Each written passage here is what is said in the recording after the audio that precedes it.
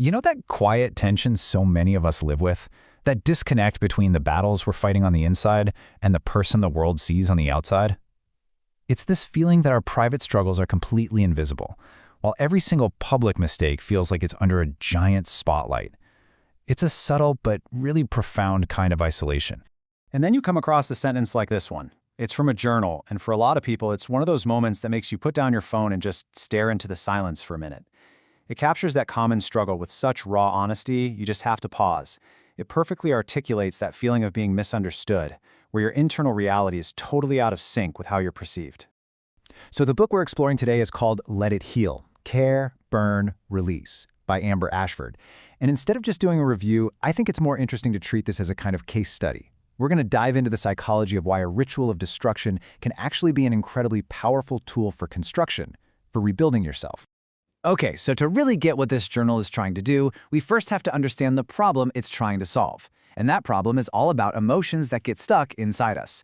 You know, early psychoanalysts, they had a specific name for this. They called it affective blockage, or even more vividly, strangulated affects. Now, this concept, it goes back more than a century to pioneers like Breuer and Freud. And their theory was basically this. When a powerful emotion from a traumatic event has no proper outlet, it doesn't just vanish. It gets trapped or strangulated. And that trapped energy has to go somewhere, right? It often converts into physical symptoms, things like headaches, fatigue, chronic pain, or psychological ones. It's really the foundational idea behind that phrase we all know now. The body keeps the score. So if the problem is a psychological state that shows up physically, the journal's whole approach is to meet it right in the middle. It offers a structured, physical ritual that's designed to create a psychological release. It basically gives your hands something to do so your mind can finally let go. And that brings us to the core methodology of the whole thing. See, it's not just about writing. It's about a 3-step ritual that comes after the writing. It's a process designed to give a real sense of finality to the feelings you've just put down on the page. So let's walk through these, because each step really builds on the last. First, you have the tear. This is a physical act of rupture. When you tear that page, you're symbolically breaking a contract with the story of pain you've just written down. You're taking back agency over that narrative. Next up, the burn. This is all about symbolic termination. I mean, fire is such a powerful, primal symbol of transformation, right? It turns something that exists into something that doesn't. The word becomes ash, the pain becomes a memory. And finally, you have the release. Now, this isn't a passive step. It's the active, conscious work of integrating a new self-narrative after the old one has been physically destroyed. It's about intentionally filling the space you've just created. Now, what's so fascinating here is how this simple, almost modern-feeling ritual taps into some very old psychological principles. So let's peel back the layers a bit and understand why this process feels so compelling to so many people. The central idea we're dealing with here is catharsis. The word itself actually comes from Aristotle. He used it to describe the purification of emotions that audiences felt while watching a tragedy. In psychology, the term was adopted to describe this therapeutic release of pent-up emotions, what some clinicians used to call an abreaction, which is the lively remembering of an event paired with its emotional release. Okay, so here's a moment where we need to be intellectually honest. The classic idea of just venting to feel better? It's actually debated. Some research even suggests that just rehearsing your anger can reinforce it. But the power of this particular process seems to be in steps 2 and 3. It's not just expression. It's expression followed by a ritual of finality. It's that combination of writing the thought and then symbolically terminating it that gives a sense of closure that simple venting just doesn't have. And this table just illustrates it brilliantly. You can see how each step has a real historical precedent. The tear phase, that echoes the therapeutic practice of narrative deconstruction, taking a story apart to rob it of its power. The burn phase is like a modern twist on the unsent letter technique, where you write all your uncensored feelings to someone, not to send it, but just to get it all out of your system. And release, well, that connects right back to those classic goals of abreaction and what some old texts call inner cleansing. So it seems like a viral trend today is actually firmly rooted in about a century of clinical thought. So how on earth did such a deeply personal, solitary ritual find a massive audience in, of all places, the most public spaces online?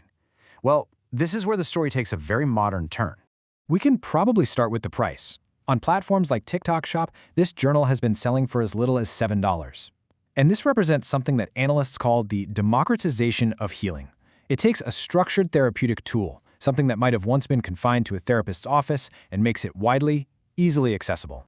And this accessibility, it fuels a whole new kind of therapeutic experience: communal catharsis. On platforms like TikTok and Lemonade, the private act of journaling becomes a shared public ritual. And it's often aestheticized, filmed in cozy settings with soft lighting, calming music. The focus shifts from just the private words on the page to the shared visual performance of the active release. And that creates this sense of community and mutual support around the healing journey. But that leads us to our second moment of intellectual honesty. When this aesthetic of pain and the romanticizing of the healing journey become a social trend, does it create a new kind of pressure? A pressure to perform your healing in a way that looks good on camera, that fits the established narrative of the community? It's a really critical question to think about, because that line between authentic expression and curated performance can get very blurry in these digital spaces. So the crucial point here is to understand where Let It Heal actually fits in. It's not academic like The Body Keeps the Score, which is all about the clinical science of trauma, and it's different from something like Wreck This Journal, which is more about creative deconstruction for its own sake.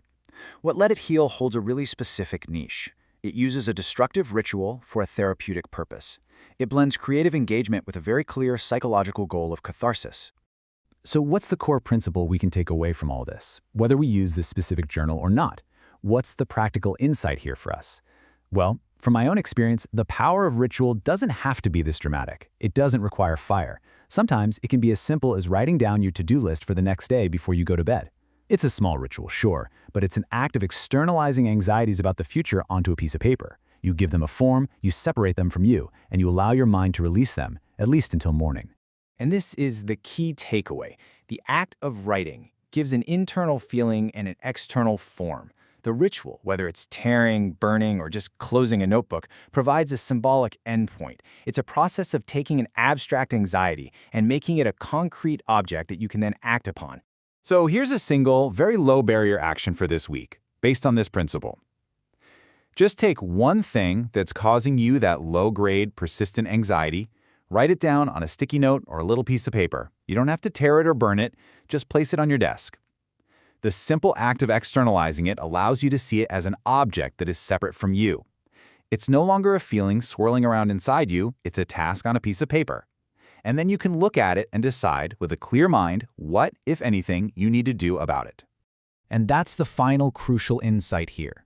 The purpose of a ritual like this isn't necessarily to magically destroy the problem itself. It's to create a moment of separation. It's about taking that feeling out of your head and putting it in your hands, giving you just enough distance to look at it clearly, take a breath, and decide how you want to respond instead of just reacting. And that separation, that's where you get your agency back. If there's one thing worth remembering, real growth begins when an idea is quietly applied, not loudly admired. Like this insight if it was helpful, and subscribe to Daily Book Insight for more.